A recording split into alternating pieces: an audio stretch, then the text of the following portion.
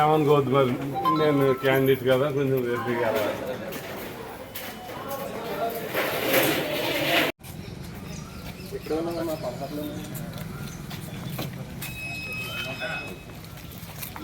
లైన్లో ఉండే వెళ్దాం.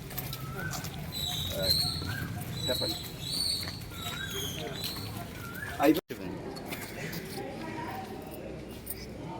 సార్ ఒకసారి మేడం, ఒకసారి మేడం.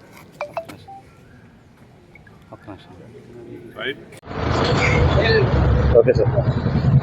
నరసాపురం నియోజకవర్గ ప్రజలందరికీ హృదయపూర్వకంగా నమస్కారాలు తెలియపరచుకుంటూ ఉన్నా. ఈరోజు జరిగేటువంటి ఎన్నికల్లో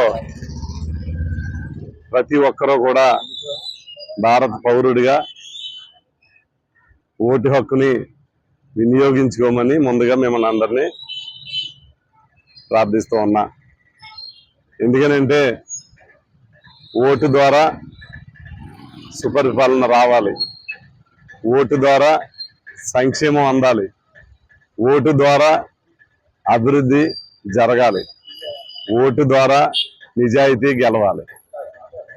మీ అందరూ కూడా మీ యొక్క ఓటును ప్రతి ఒక్కరూ కూడా వినియోగించుకుని మంచి పరిపాలనకు చేయూతనిస్తారని, నిజాయితీ పరిపాలనకు